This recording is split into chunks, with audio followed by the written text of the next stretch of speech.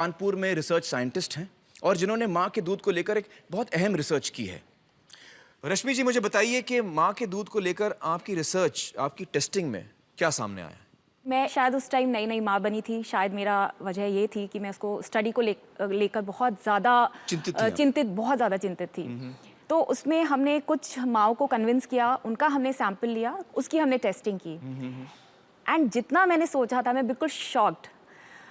एक एंडोसल्फान और क्लोरोपाइरीफॉस, इस तरह के कुछ पेस्टिसाइड्स हैं जी।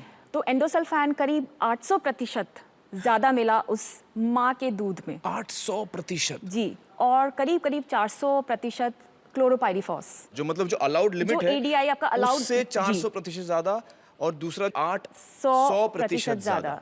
तो ये तो बहुत शॉकिंग बात है। बहुत शॉकिंग है। तो ये मतलब बच्चा पी रहा है, जो माँ का दूध, ये माँ के दूध से बच्चे को जा रहा है। और ये माँ के दूध में इसलिए आ रहा है क्योंकि माँ जो है, जो सब्जियां फल खा रही हैं, उससे उसको, जी हाँ, उसमें पेस्टिसाइड है। जी हाँ। तो ये आईआईटी कानपुर में आपने ये रिसर्च किया? जी हाँ।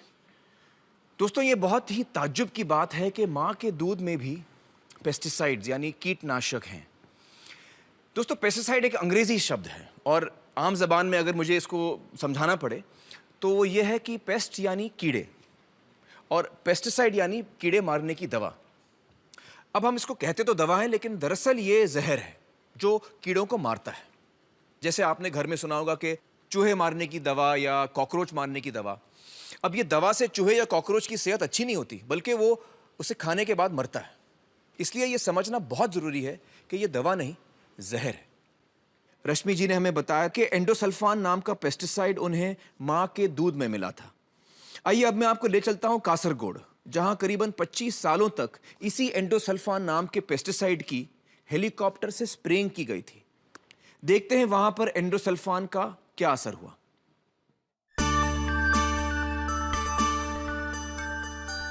केरल को ईश्वर की धरती कहा जाता है। कुदरत ने इसे बेतहाशा खूबसूरती बख्शी है। केरल सरकार ने कासरगोड जिले की उपजाऊ जमीन पर काजू की खेती करना शुरू किया।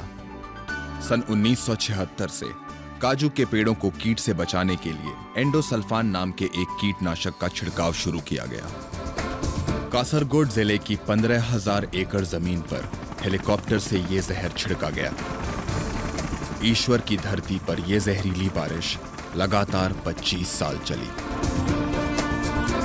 लाखों लीटर